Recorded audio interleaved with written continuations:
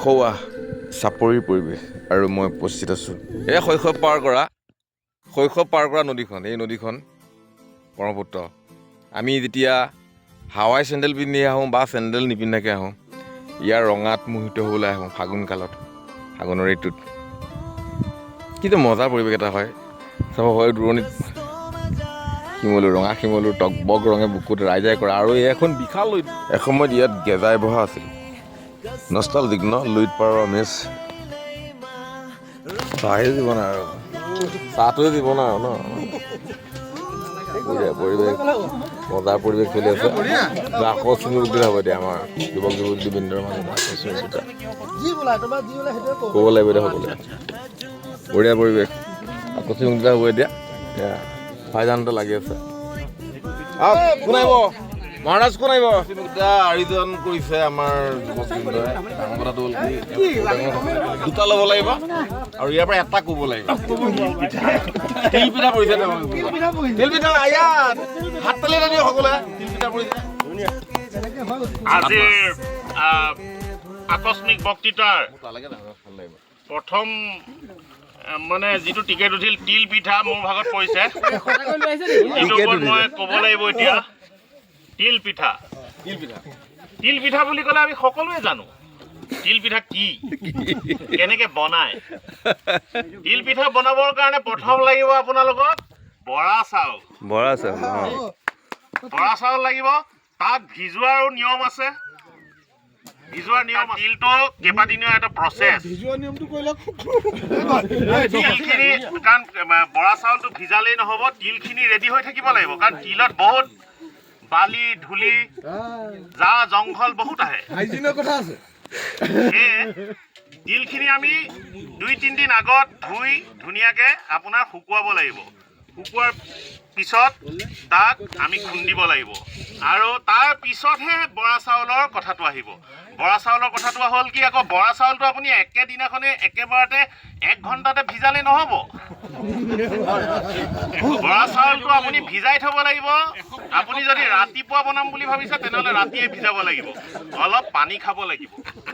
তাৰ পিছতহে আপুনি তাক খুন্দিলে পিঠাগুড়ি হ'ব আৰু তাৰ পিছত আপোনাৰ সেইটোৰ পৰা আপুনি পিঠা বনাব পাৰিব। পিঠাটো আপুনি দিলে সি নহ'লে আপুনি যদি 1 ঘণ্টাত আপুনি দি দিয়ে, ভিজাই যদি খুন্দি পেলাই দি দিয়ে, সি নবনে পিঠাটো, গোল নহয়, ৰোল কৰিব নোৱাৰে। কৈ আছোঁ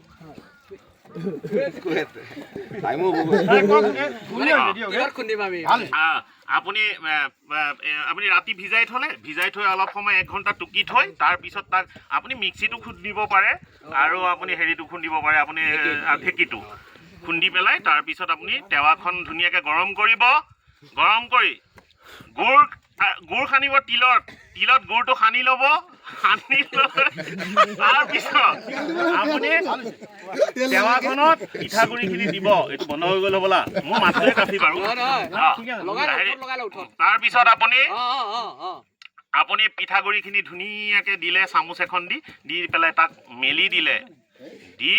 তাত তিলখিনি দিলে, তিল এচামুচ দিলে, দি ধুনীয়াকৈ তাক হয় হাতেৰেও কৰিব পাৰে, কৰচলি এখনি দি পেলাইও আপুনি ৰোল কৰি আপুনি পিঠাটো বনাই তাৰপিছত খাওক। খুবেই সুন্দৰ এটা পিঠা বনিব। সকলোৰে মৰমৰ পিঠা তিল পিঠা। কিন্তু আমাৰ বিহুত কোনেও নাখায়, চবেই পেলাই দিয়ে। আমি তাক বিধৱা পিঠা বুলিও কওঁ।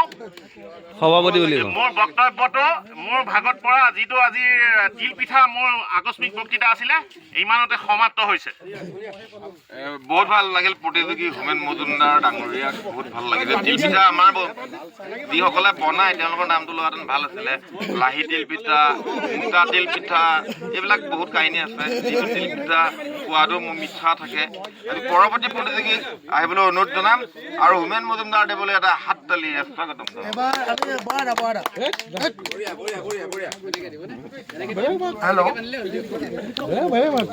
কোন আছে? কোনো এটা বৰাই ক'বা আকস্মিক বক্তৃতাত আহা এই হেৰি দা মিনি মিনি আহা এটা কৈছে এতিয়া জইন হ'ব দিয়া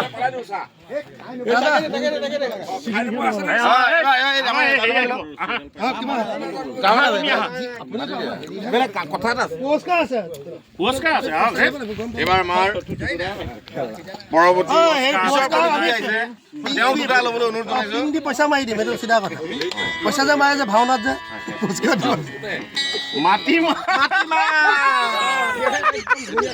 খুবেই সুন্দৰ মৰ্টন নালাগে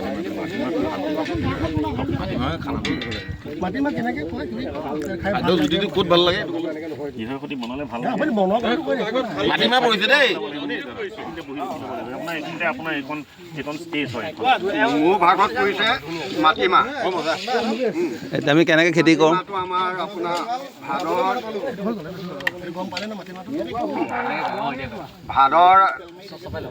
ভাদৰ লাষ্টত আৰু কাটি আপোনাৰ ফাৰ্ষ্টত আপোনাৰ মাটিমাহ পেলাব লাগে মাটিমাহটো আপোনাৰ খাই ভাল লাগে নতুনতে মাটিমাহটো আপোনাৰ ওলকবিৰ লগত ধুনীয়া লাগে বিশেষ আৰু নহ'লে কাঠ আলুৰ লগত সেইকাৰণে মাটিমাহ খেতিটো কৰিব লাগে ৰাইজে এই কৈ মই সামৰণি মাৰিম বঢ়িয়া বঢ়িয়া বঢ়িয়া বঢ়িয়া বঢ়িয়া কৈছে তেওঁ বহুত ধন্যবাদ জনাইছোঁ মাটিমাহৰ বিষয়ে কৈছে মাটিমাহ বেছি ভাল লাগে শিৱৰাত্ৰিৰ দিনা আলুগুটিৰ সৈতে এইবাৰ আমাৰ অসীম ভাইটিয়ে কৰিব এইবাৰ আমি মনোজ জনাম মনোজ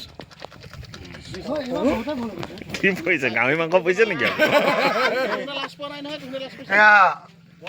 মোৰ ভাগত পৰা টপিকটো হ'ল অনুপ অসমীয়া যাদাবৰী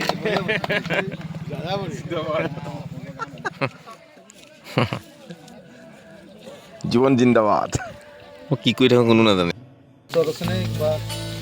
যাব আৰু ভাল হৈছে নে এনেকৈ নক'ব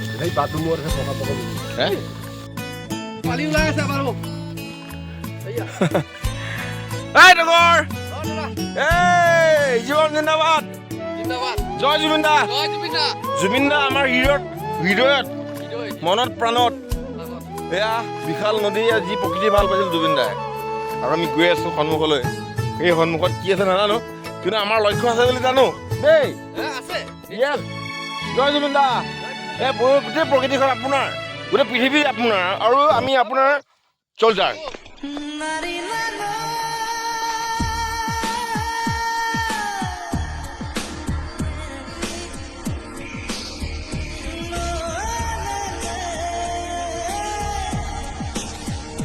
ফটোখন না না অ'কে এইফালে এইফালে যা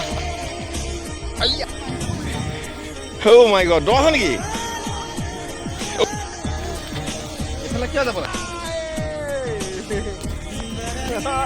মোৰ নেক্সট টাৰ্গেট বগৰীবাৰী